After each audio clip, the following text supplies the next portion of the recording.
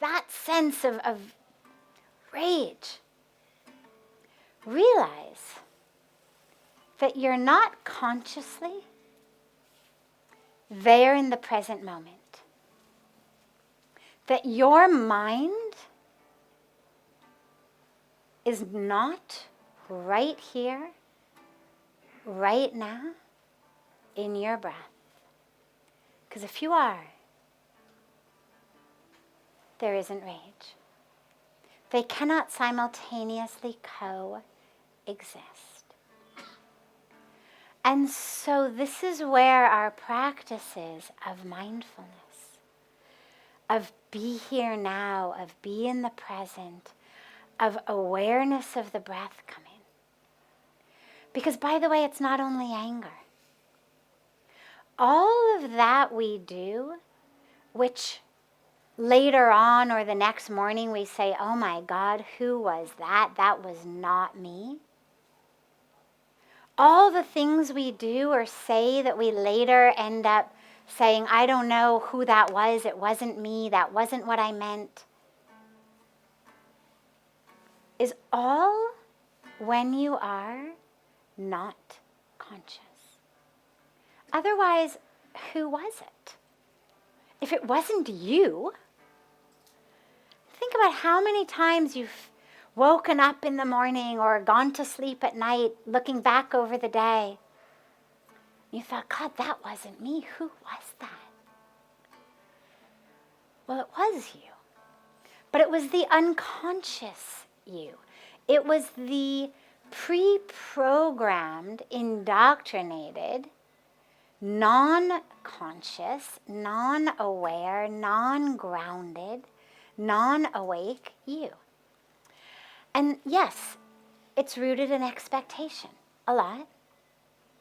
When I expect that the world is going to be a certain way, that people will dance according to my tune, speak to me the way I want them to, treat me the way I want them to, or the universe, right? How dare it rain on my birthday picnic? Like, this is the dry season. How dare it rain? So anger is that response to an expectation that people or the universe were going to act differently, how I wanted them to. And the dilemma with that is you don't actually have any control over anything other than your own reaction. And so every time I get angry, what it is saying is, number one, my peace, my joy, my spiritual connection is based on your words, your actions. Well, that's a really silly thing to do. When our spiritual grounding and anchoring and awakening is the highest calling we have, when being aware and mindful and conscious and awake is the highest calling we have, why in the world would I hook that in to someone else's volatile actions or words? It would be like taking an object, whatever is the most precious item you possess, a tangible object. Maybe it's a diamond. Maybe it's an otherwise worthless to other people but precious to you gift that someone you love gave you. Whatever it may be, but it would taking that tangible, precious object and sticking it in the hands of a restless, drug-addicted teenager. Why would you do that? If you know this person is up and down, on drugs, reckless, making stupid decisions, why would you take the most precious thing to you and say, you hold it? Isko samal ke rakho. You would never do that. You would know, I cannot trust him. Our spiritual connection, our awakening, our awareness, our freedom is the most precious thing on earth. It is what we are here for. Why in the world would I take that and hook it into someone else's emotional instability? Why would I hook it into someone else's temper tantrums? It makes no sense. There's a beautiful saying that says, getting angry is like drinking poison but expecting the other guy to die. That poison isn't me. And so anger does two things. Number one, in order for it to exist, I must be unconscious. So anger has stolen my mindfulness, consciousness, awareness, grounding, connection. But it's also done something else on a very physical and physiological level. To produce anger inside of me, if I'm going to yell at you or hit you, slam the truth is, I chose deliberately to throw my peace, my joy, my spiritual connection into the fire based on something you said or didn't say or did or didn't do. I have chosen. I had an option. I had an alternative. Nonetheless, I have chosen to do that. Now, your heart, your spiritual experience is way too precious. My favorite way of thinking about this, a very simple but easy example is, if you imagine that I've got a beautiful brand new white couch and you come to my house and you sit down on my couch next to me and it's brand new, it's beautiful, love it. And I say, I'm going to go make you a cup of tea. And I go in the kitchen and by my own hands, I make you a cup of tea or coffee. And I give it to you. And you, purposely or not purposely, knowingly or unknowingly, you take that cup of coffee or tea and you spill it on my couch. And then you have the audacity to stand up and walk out the door. Okay. Now, you're wise people. What would you advise me to do in that circumstance if someone did that to me? What should be the very first thing I should do? Clean my couch. Yes. A+. Of course, right? It's new. I love it. Even if it's not new, I love it anyway. And especially because if I don't clean it right away, what's going to happen to that coffee or tea stain? It's going to stain. It's going to keep getting worse. Now, how many of you here think that I should let it stain and run after the person who spilled it on my couch and chase him down the road?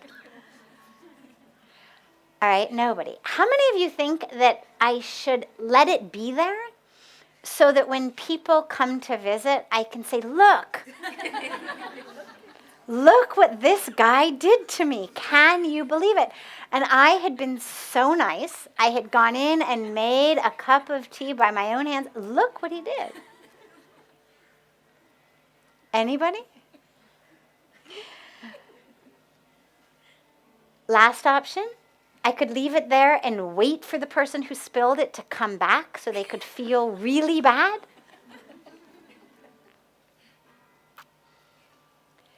So we seem to have a general consensus here that cleaning the couch first is the most important thing, because we understand it's going to stain. I've got to live with this couch. And if it's full of ants and bugs and smellies and bacteria, well, I'm the one who has to sit here. So the question is, if we understand that taking care of our couch is so important, why don't we understand that taking care of our hearts is so important? Because when someone hurts us, we do exactly that. We wait. They should come back. They should say sorry. They should realize what they did. They should feel badly. They should make it up to me.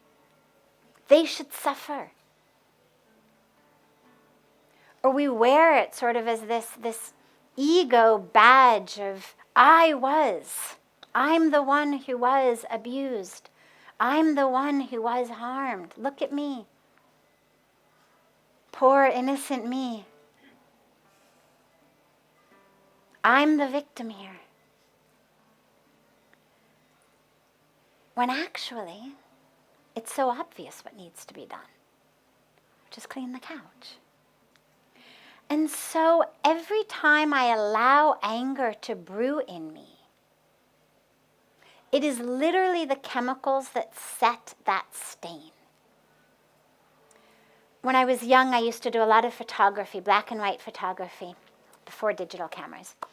And I had my own dark room. And in a dark room, you would have paper and you would expose the picture onto the paper. And then there were different chemical baths that you had to put the paper into. And one chemical made the picture come. And then the last chemical was something called stop bath. And that made the developing process stop. And if you didn't put it in the stop bath, it would get too much. Anger is literally that stop bath on whatever has happened to us. It literally holds the stain in place. Something has happened. Someone has said or done something.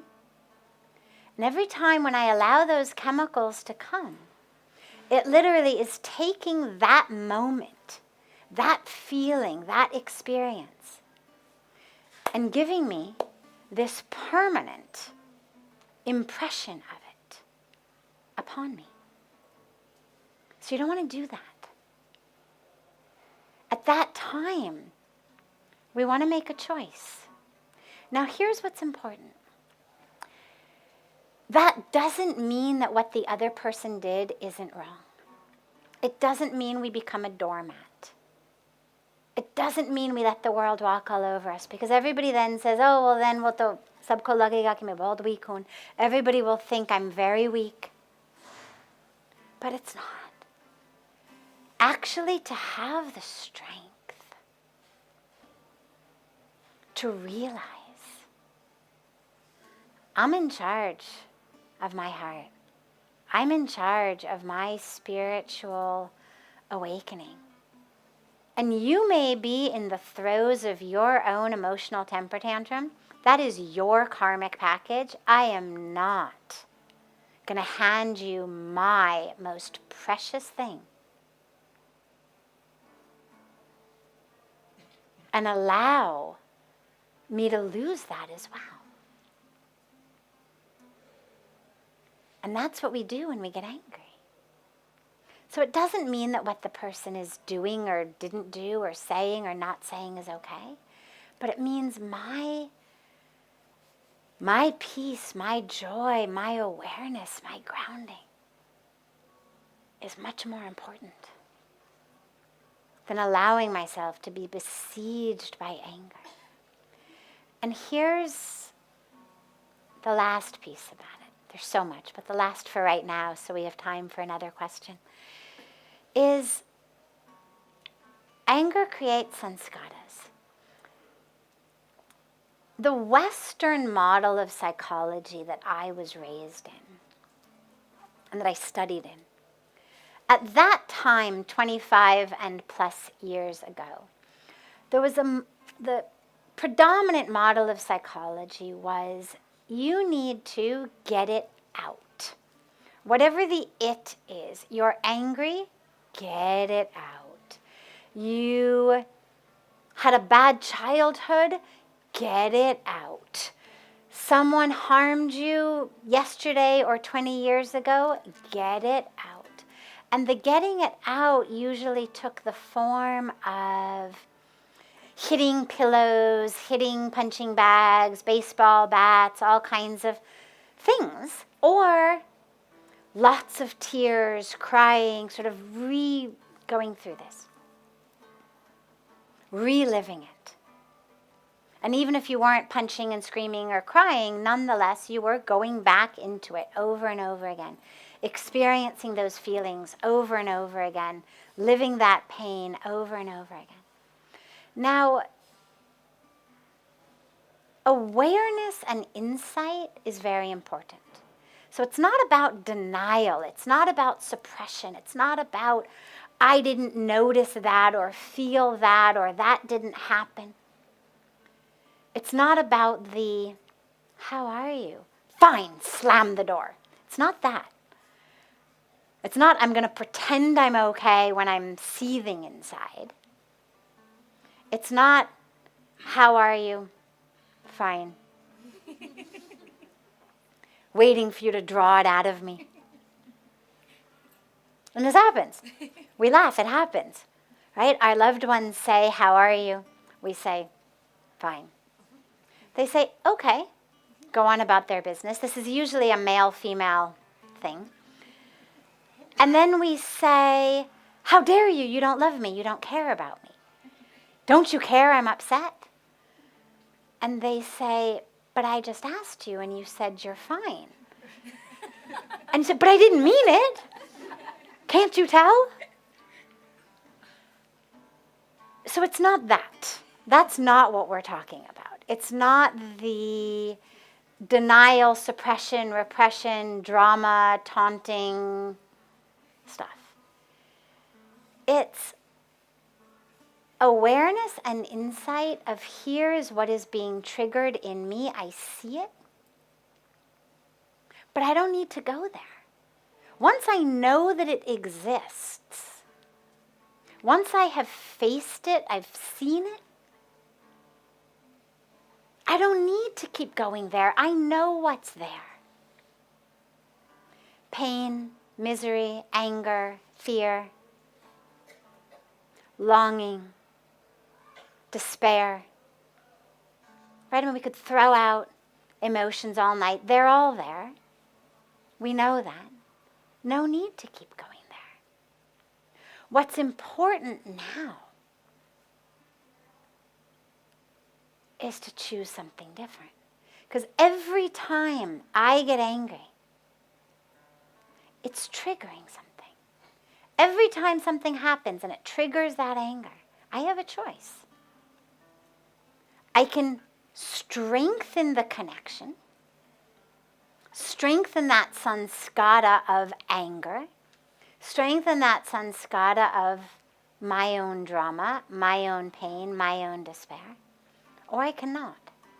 And interestingly, over the last 25 years, when I've been here, and when I came here, I remember Pujya Swamiji said to me in the very beginning, he said, you people in the West, you sit around in a dark room and you talk about what it feels like to be in the dark, how long it's been dark, why it might be dark, what the molecules of darkness are made of, and you each share your feeling of being in the dark. He said, here in the East, we go like this on the wall looking for a light switch. And that distinction between is the purpose to examine the darkness or is the purpose to find the light? So it's not that I'm sitting in the dark pretending it's not dark. It's not denial. It's not suppression. I'm aware it's dark. But instead of wallowing in the darkness. It's, where's the light switch?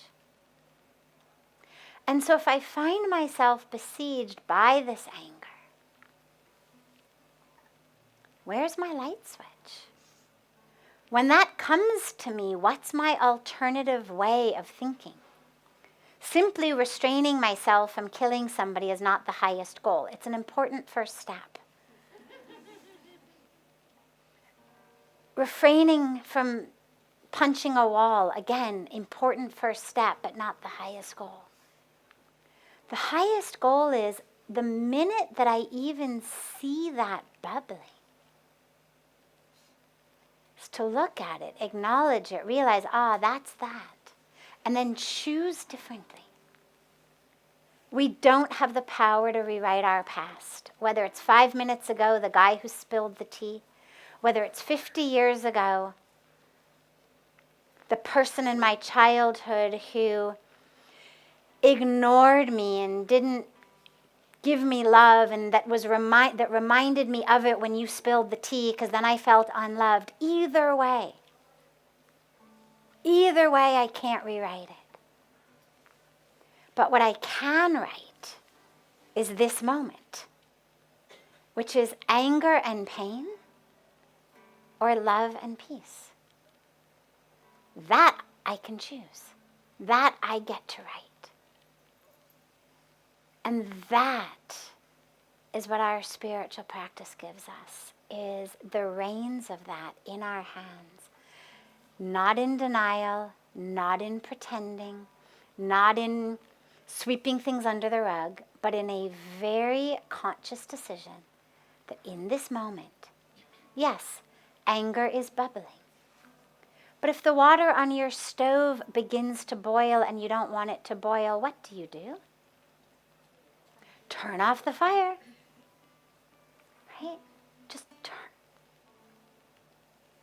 And so whatever emotional pattern it is that's going on in your brain that's saying, how dare you? That's not fair. Who do you think you are? Whatever our script may be, just turn it off. Give yourself a new script. Not drinking the poison. Not drinking the poison. I don't care what you do. I'm not going to drink the poison. I remember many, many years, 20 plus years ago, we went to an annual day at this school in Rishikesh, where each of the classes had to put on a performance. And it's an English medium school, but the youngest kids were still in Hindi. So I'll translate it into English in a moment, but for those of you who will enjoy the Hindi, I'll give it to you in Hindi first. And the youngest little nursery kids did a dance drama, where the littlest girl, maybe 3-4 years old, was all decked out in wedding clothes. The bangles, and she would come out, and there was a song, and the song said, "Acha gard ka ladka hai, lekin thoda sa mota hai. Main shaadi nahi karungi. And she, with the nahi karungi, would dance and dance and dance, and then the next verse would come and say, "Acha gard ka ladka hai, lekin thoda sa patla hai. Main shaadi nahi karungi. And it means in English, he's a boy from a very good family, good boy, but just a little too fat. I won't marry him. And then the next verse, same thing, but he's a little too skinny. Won't marry him. And it goes on and on. And I loved the drama, but I think of it right now because literally with the absolute cuteness of tenacity that little girl had of, this one's too fat, nope. This one is too skinny, nope. This one is too tall, nope. Too short, nope. It's like, I don't care who you are, what you do, no, I am not drinking the poison. I won't do it. Say what you want, do what you want. I'm not drinking the poison. If I were a songwriter, I would come up with a little cute refrain that we could dance to, but nonetheless, take that as the mantra. I won't drink the poison. I have a choice.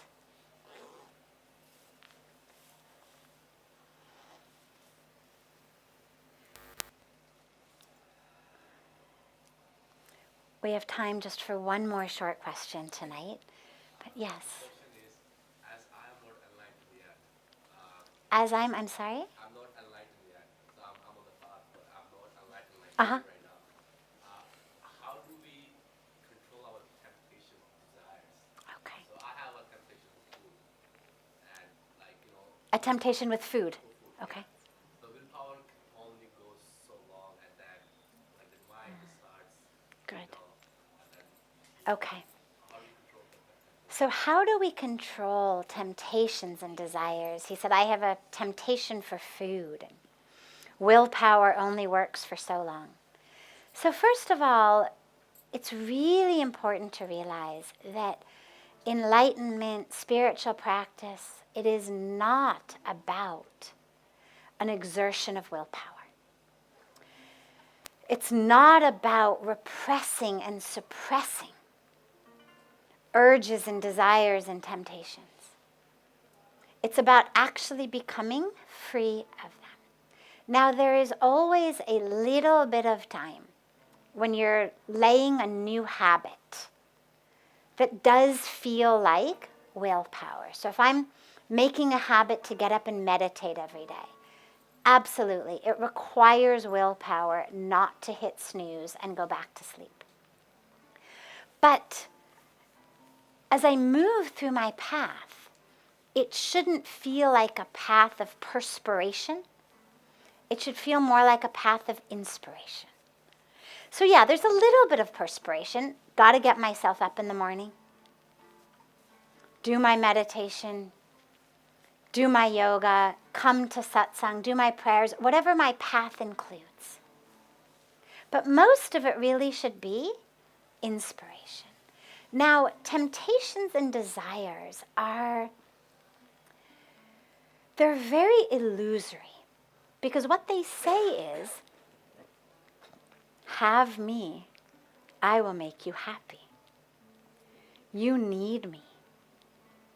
My favorite story of this is a friend of mine had a friend who every day on the way to work would stop by this pastry shop that was right at the bus stop where he would get off the bus on the way to work. And he loved pastries. And finally he decides he's going on a diet. And he says to my friend, I'm going on this diet. Nonetheless, every day, even though I've pledged to be on a diet, every day I find myself with a bag full of pastries walking from the bus stop to my office. Like I walk into that pastry store every day. And so my friend says to him, well, have you thought about leaving your wallet at home? His friend says, what? You want me to steal them?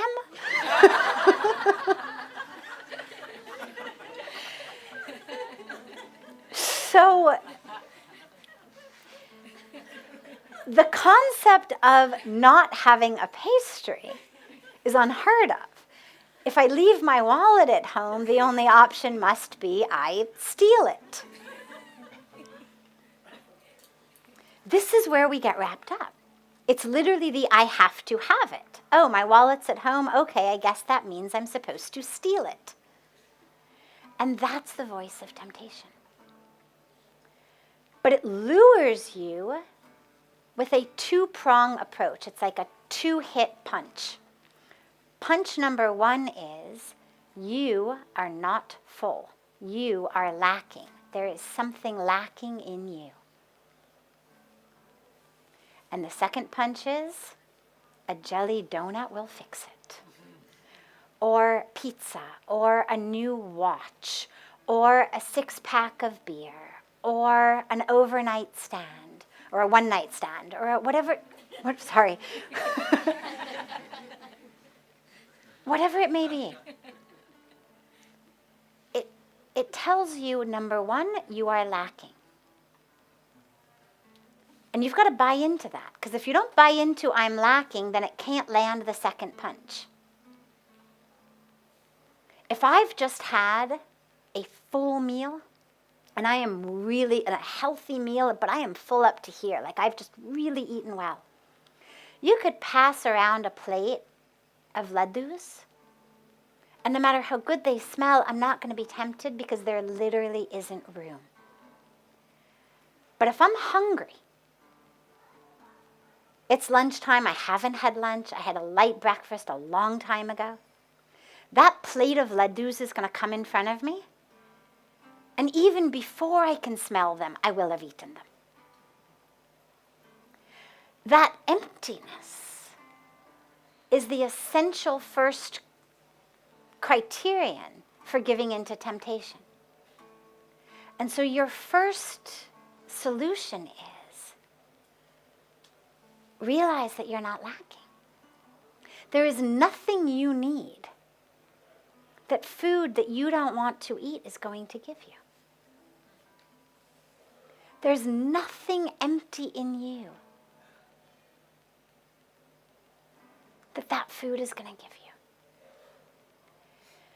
The second prong is when the food says, or the item says, or the alcohol or drugs say, or the promiscuous sex says, I'm your answer. I'm going to give you what you want. And the solution to that is just clarity. How many times, how old are you? I'm sorry? 24. So how many times in your 24 years would you say you have eaten something that you didn't want to eat, but that nonetheless the temptation and the desire overcame you and so you ate it? A bazillion. Okay. How many zeros exactly is a bazillion? So out of those bazillion times that you did it, 24 hours later, how many of those times did you actually feel better about yourself? You felt bad right after. So that would be what we could consider batting a 0. Not even one time was that promise fulfilled. Every time that food promised you, eat me, you will feel better. And a bazillion times out of a bazillion, you ate it and you felt worse. Clarity. It's like if someone says to you, lend me $5 today, I'll pay you back tomorrow. And you do it a bazillion times, and a bazillion times they don't pay you back. And on the bazillionth and one day, they say, hey, give me $5, I'll pay you back tomorrow. Are you going to believe them? Of course not, right? So, well, this is the deeper level. But first we have to look at it on that level, then we go deep. So, on the top level, it is promising you something it cannot deliver, and it requires you to believe 2 different things that are not true. Number 1, you are not enough. This moment is not enough. There is something lacking in you. And number 2, I am your answer. So you have to believe 2 things, both of which are false. So clarity is the answer on that level. But then we go deep. Because you do have to ask yourself, if I do something a bazillion times that ends up with me feeling miserable a bazillion times out of a bazillion, what's wrong with me? Right? It's like they say, make a fool of me once, you're the Something about fool me once, what, huh? Fool me once, shame on you.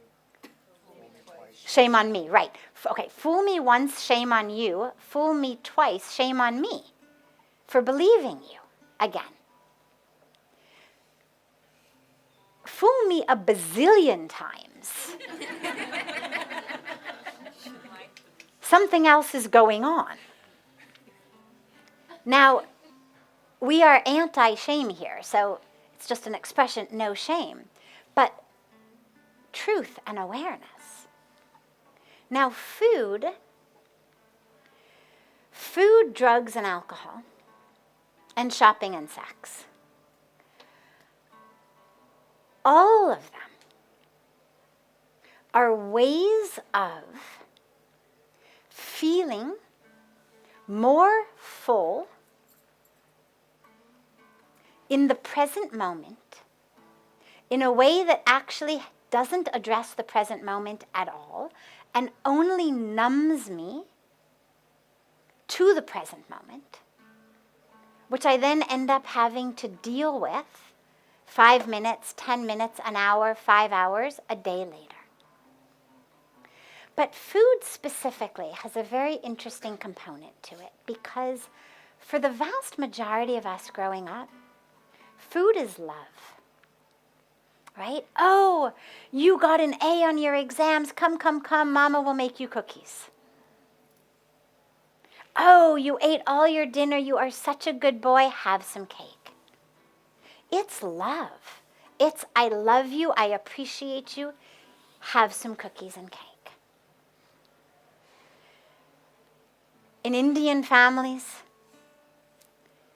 you're stuffed up to here. Nonetheless, you have to keep eating because I love you so much that in some slightly warped expression of love that in 23 years I've never been able to figure out, I need you to keep eating more so that you know how much I love you. Nonetheless, this is how we show love. And it's not just Indian culture, it's other cultures in the world as well. It's love, I always say love in the form of laddus. What do you mean you're on a diet? You have to eat it. I made it. This is my love in the laddu. And to reject my laddu is to reject my love.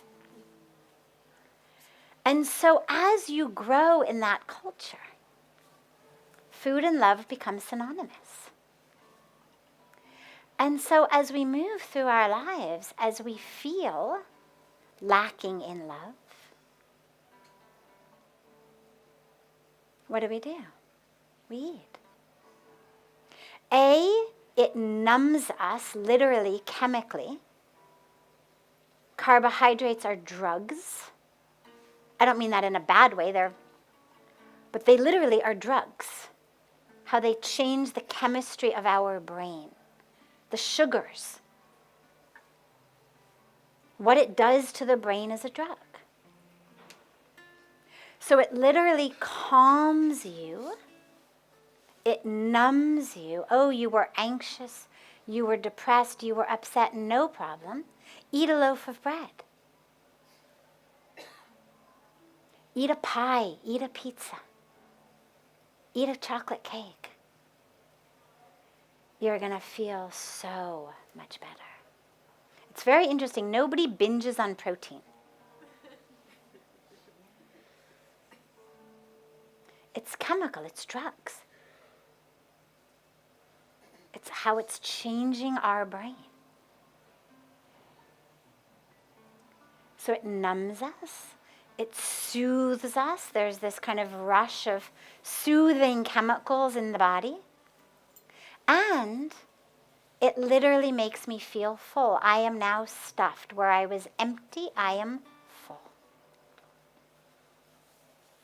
And it's love, because that's what Mom always told me. That's what Grandma always said. Recognize that love is important in life. Find love. And I don't mean romance.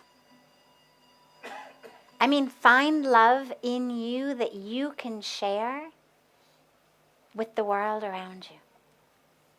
Try to love everyone. Practice. Begin with people you already love. Love them more. Then start with people who you maybe really like but don't yet love. Try to find love in your heart for them. Love trees.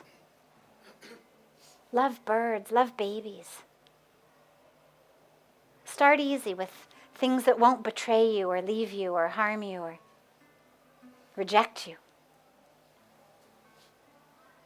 But find love. Experience love within you. Because when you do, when you really experience the presence of love within you, not love that's contingent upon what someone else says, but just as we manufacture anger, we manufacture love within us. Just like my anger that I have consciously decided to experience, well, love is also. I create it inside. We've got love manufacturing plants inside. It's not you give me love so I feel it. You're not injecting me with love. I turn it on inside. I may choose to do it because of you. Our relationship may have made me turn on my love manufacturing plant, but I do it. Turn it on. And surround yourself with people who love you. You don't need 100. 1, 2, it's enough. Even 1, it's enough. And if you don't have that, don't worry. Spend time with God. God loves you.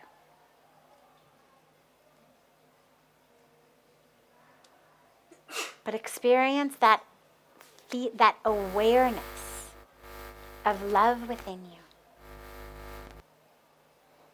And then you're not going to need to eat things that you know are going to make you miserable just to feel full. And lastly, when you feel something that you don't want to feel, do not kid yourself that you can somehow stuff it down with cookies. You can't. Then you just end up with that feeling inside and a whole bunch of cookies inside. The cookies will digest. The feeling will fester.